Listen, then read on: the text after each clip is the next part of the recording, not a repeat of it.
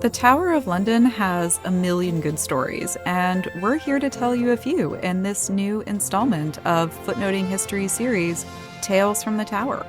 We've got Jewish connections to the tower and a murder mystery this week on Footnoting History.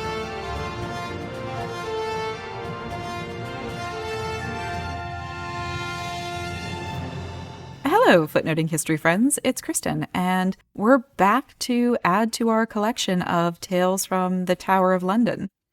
Remember, if you'd like a captioned version of this episode, you can find it on our website, footnotinghistory.com, as well as our YouTube channel. I'm going to begin with a story about a group of people's connections to the Tower, the Jews of England.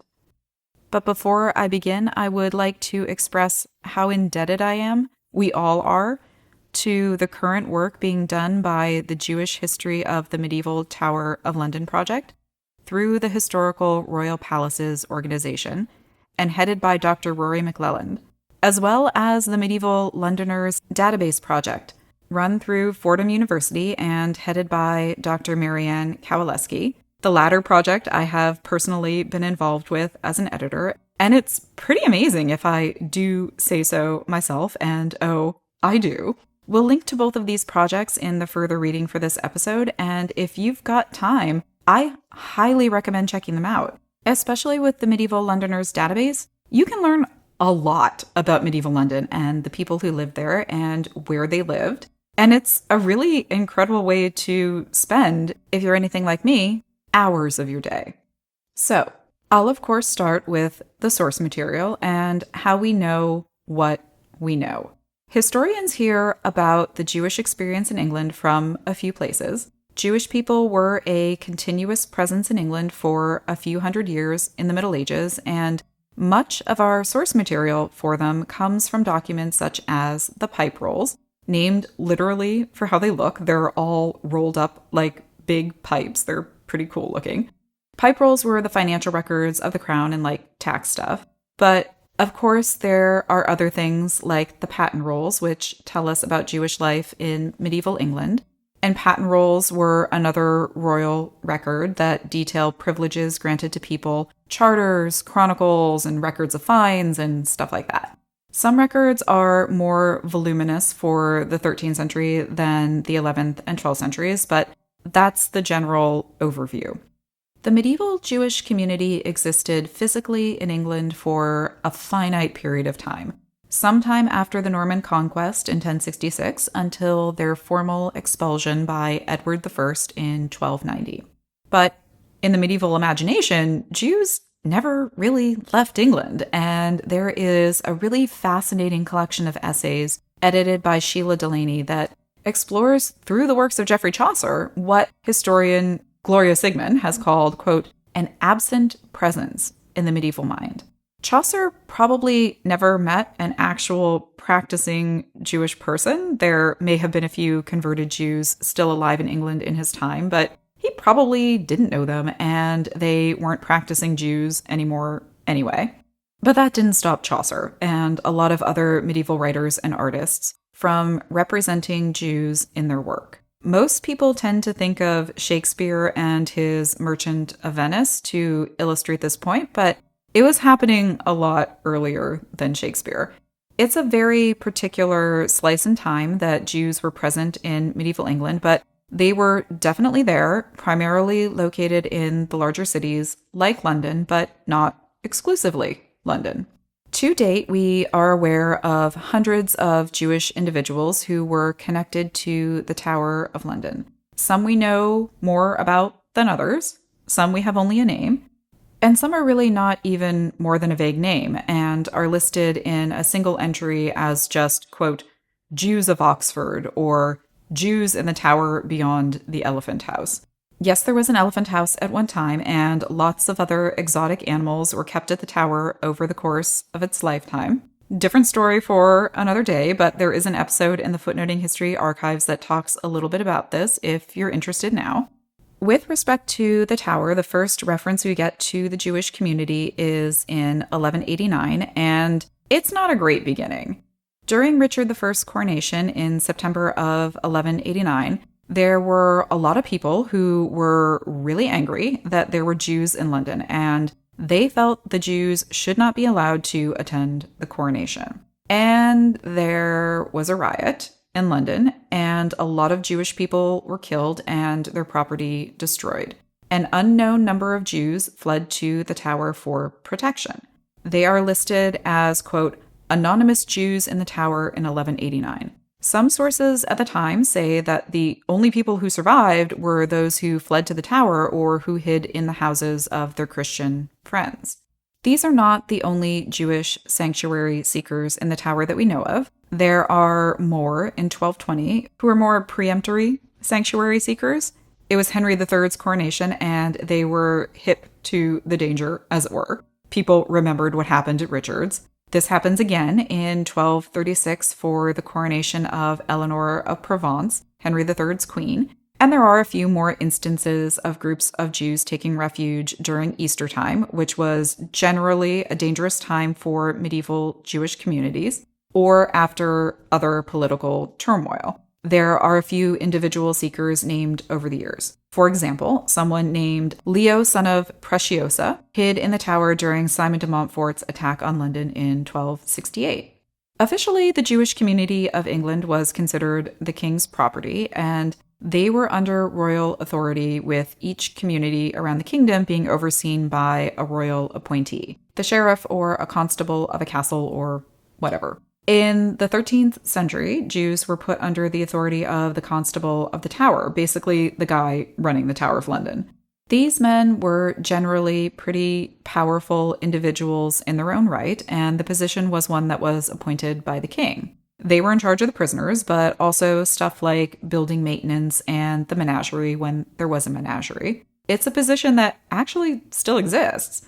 The Constable of the Tower was in charge of the London Jewish community, but he could also arrest Jews anywhere in England. But he was also supposed to be protecting the Jews, which is why we see the tower used as sanctuary during times of violence and imminent danger. But of course, there's also that power to arrest and punish, which is the context in which we find the majority of Jews in the tower. Most of the entries in the Medieval Londoners database, 225 out of 236 entries, and remember, entries can be anonymous Jews or some unspecified numbers, so the number of individuals is greater than 236. Most are there for imprisonment. Mostly people were there because they were accused of coin clipping, but also there is tax evasion stuff along with murder, handling of stolen goods, and one person was in there for blasphemy, though I've yet to figure out exactly what this person said or did that counted as blasphemy. I talked about coin clipping in my Licoricia of Winchester episode, if you'd like to hear more about that, but it's basically shaving bits of precious metals off coins and watering down the currency and robbing the crown. And Licoricia also spent time in the tower while her estate and taxes were being sorted out after the death of her husband. Some people who were imprisoned got out after paying a fine, like Isaac of Norwich, who was a prominent moneylender who ran afoul of my friend King John. He was first arrested in 1210 and imprisoned in Bristol. There was a tallage or tax levied on him and a few other Jews, and they were being kept until they paid up. Isaac was pretty loaded, and his estate was about 10% of the taxable wealth of the English Jewish community. Isaac was eventually transferred to the tower in 1213 and paid a pretty medieval English penny, 10,000 marks or almost 7,000 pounds, to avoid execution. As other prisoners in the tower, Jews could pay for better treatment or terms of confinement. In the 1270s, at a time when many Jews were imprisoned for coin clipping, some unknown number of Jews paid to be able to celebrate a festival while in the tower. This was sometime between June 1277 and December 1278. This entry sounds like the high holidays, especially since other entries in this same time frame say people paid to be able to celebrate Rosh Hashanah and Yom Kippur. Also in the same time frame, a Jewish man named Hake Herengaud paid a bit over 15 pounds for, quote, easy imprisonment, gates, and for respite of imprisonment. It's not explained what easy imprisonment was exactly, but the whole thing kind of reads like he was allowed out on a day pass or something. We do know that gates meant that he was allowed to move around inside the tower. Hake wasn't the only Jewish person to pay for better treatment. There are others. Interestingly to me, a woman identified as the wife of Coke, son of Jacob, paid to be able to go into the city of London because she was pregnant, and to also be able to move about the tower during the day. Not everyone was quite so lucky and or rich enough to pay for release or better treatment, such as one Abraham, son of Dulacres, who was a big deal in the Norwich Jewish community in the later 1200s. He was one of Norwich's chirographers. Chirographers were in charge of the archichests in towns that contained charters of people's debts, which, again, you can hear more about in my Licoricia episode. Abraham was ultimately accused of coin clipping and was imprisoned in the tower between 1277 and 1279 until he was executed in the winter of 1279, though actually not for the coin clipping charge, or at least not mainly. This is our blasphemer. I wish I could tell you more about the details of the charges that brought him to the stake, but we're told only, quote, blasphemy and other unspecified trespasses. The patent rolls tell us that poor Abraham was drawn and burnt. Hundreds of coin clippers in the later 1200s were hanged, so this was a pretty particularly brutal punishment for Abraham. There are a few people we hear about who don't have quite such dark connections to the tower. One guy, Philip Le Convers, who, as his name might tell you, was a convert from Judaism to Christianity. That guy worked as a crossbowman at the tower from 1225 to 1237.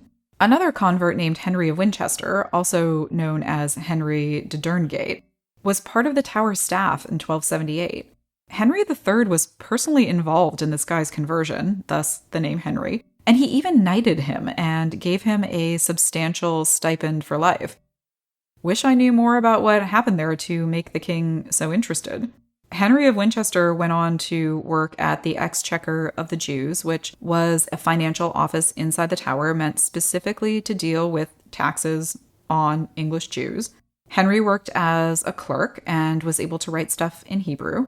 He also was a bonds trader and a wool merchant. This guy did a lot of stuff. He was arrested in 1278 with the coin clippers, but managed to survive. He got arrested again in 1279 for dealing in stolen goods and was imprisoned and owed some fines and got out on bail. The only known unconverted Jewish person to work at the tower was someone named Jernet, son of Abraham. He was an attorney and a moneylender and seems to have been pretty well off, owning some property and a few houses.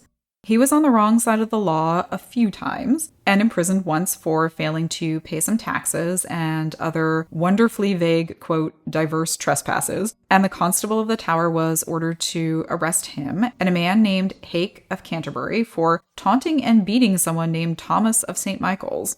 But they settled out of court. Jernet is referred to as, quote, Sergeant of the Tower of London in a court case in June-July of 1281. Jernet and two other men, Aaron, son of Elias, and Moses of Dog Street, were carrying the body of a man who had been murdered, Josk of Guildford, on a cart to the Jewish cemetery. And while they were passing through Southwark, which was a suburb of medieval London, a bailiff demanded a toll, and they said they didn't have to pay because they were excused by the king. The bailiff attacked them and stole stuff for his toll, and they sued him. And they won. So while we don't know exactly what Jernet's tower duties were, it seems that at least one of them was transporting bodies to the Jewish cemetery, a job that unfortunately saw an uptick in the 1270s with the mass coin-clipping charges.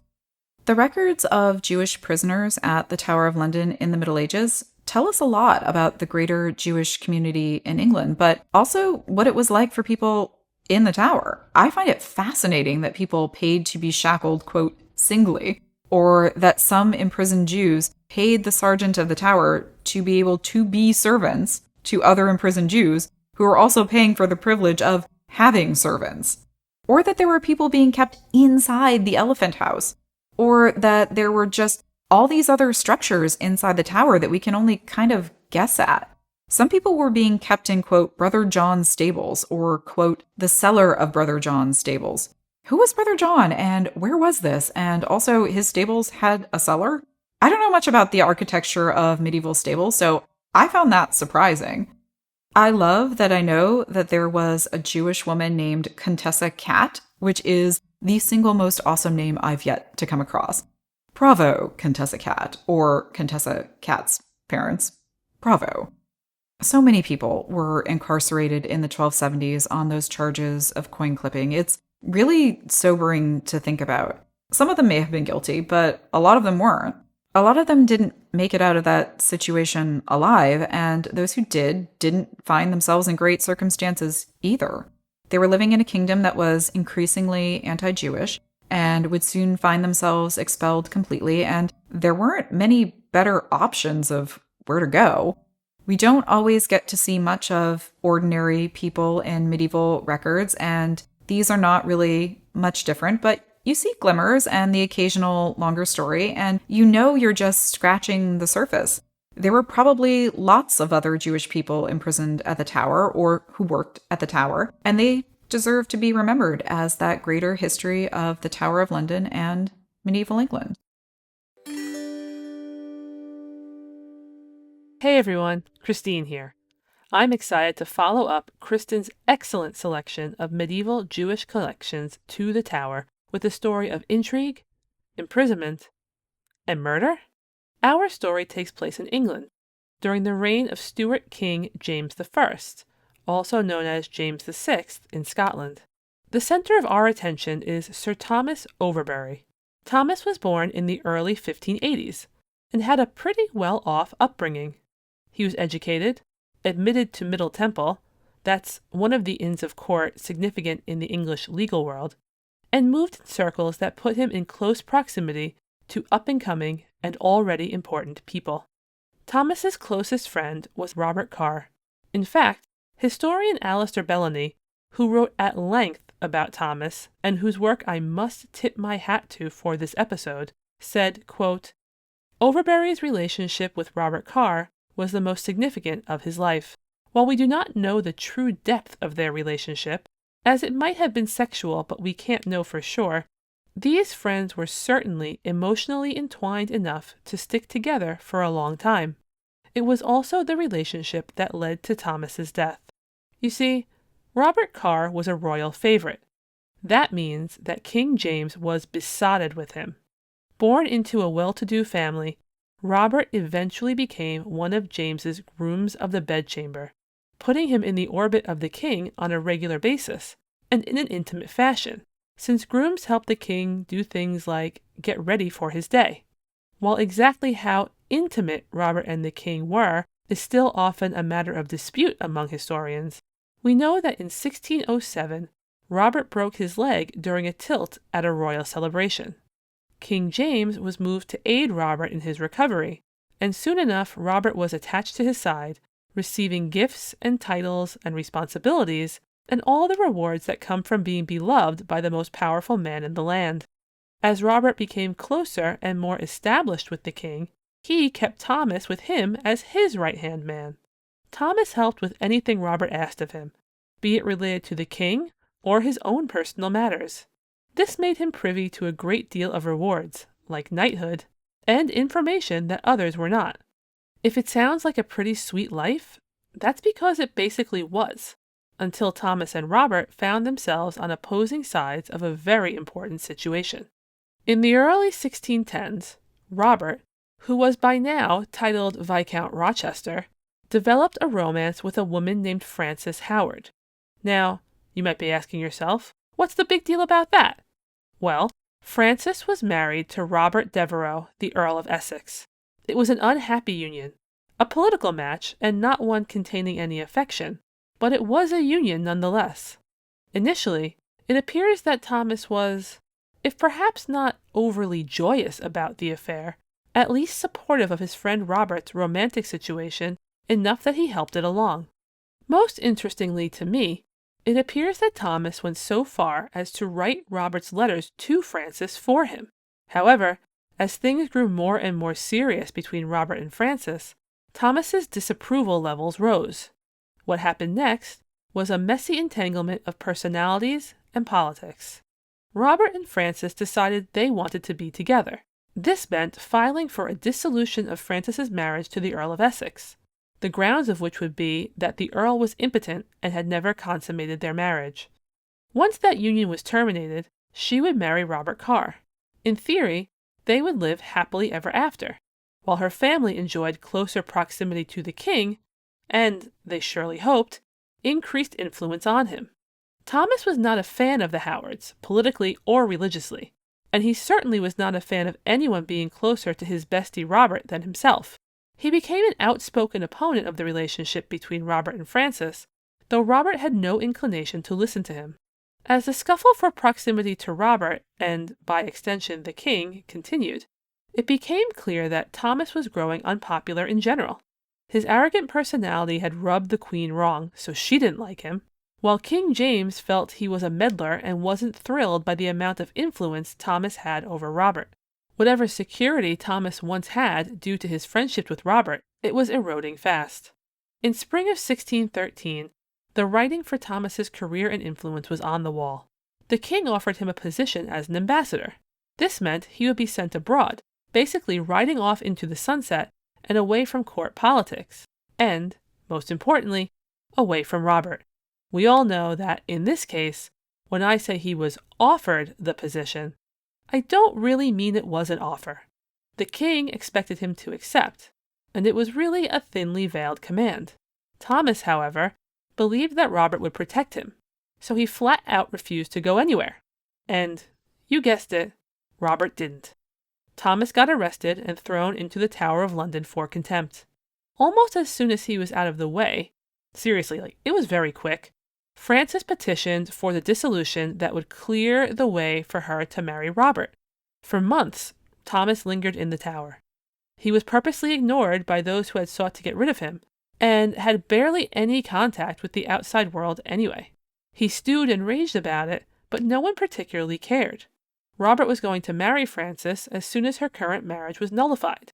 Even though it seems Thomas was offered a lifeline, freedom if he agreed to make amends and support the union, which he appears to have accepted, Thomas remained in prison. The movement for the dissolution progressed onward while Thomas's health deteriorated quickly and painfully. On September 15, 1613, Thomas died in the Tower and was quickly buried. Everyone probably muttered, "Oh, what a shame," or something similar, but the whole situation was ascribed to natural causes, as Thomas had been undergoing health issues during his time in the Tower.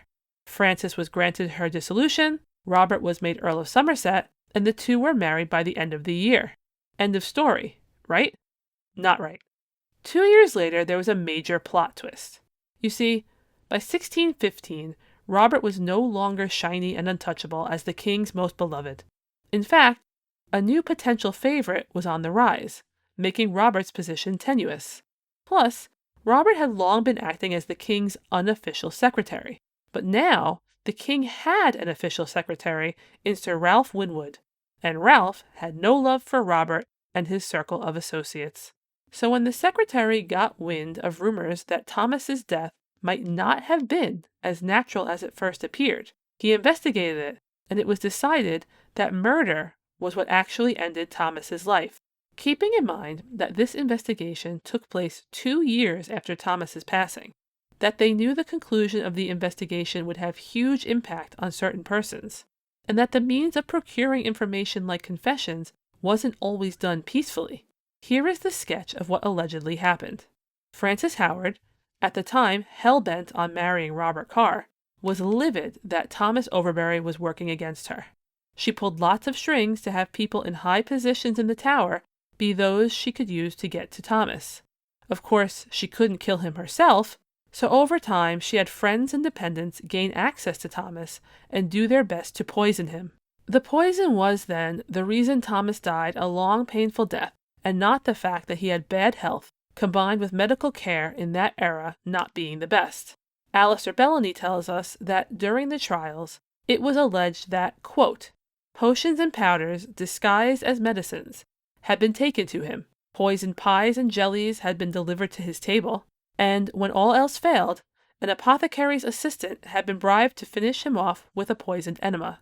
Big yikes, if true. Except, we will probably never know if it was the full truth. While it is likely that there was an attempt at poisoning him, it has not been explicitly proven that poison was the full cause of Thomas's death. The sensational accusations, trials, and scandal that came from the investigation's conclusion was enough to make it be seen as proof and to ruin many lives other than Thomas's. Francis's multiple alleged accomplices, including a Tower official and Francis's friend Anne Turner, were rounded up and eventually lost their lives by execution for the crime. As for Francis and Robert, well, Francis eventually confessed to her role in the poisoning plot, but Robert never did. Still, both were convicted and set to face execution, but spared by the king. Instead, with their reputations and lives in tatters, they were imprisoned in the Tower of London, though, unlike Thomas, they were able to walk out in 1622.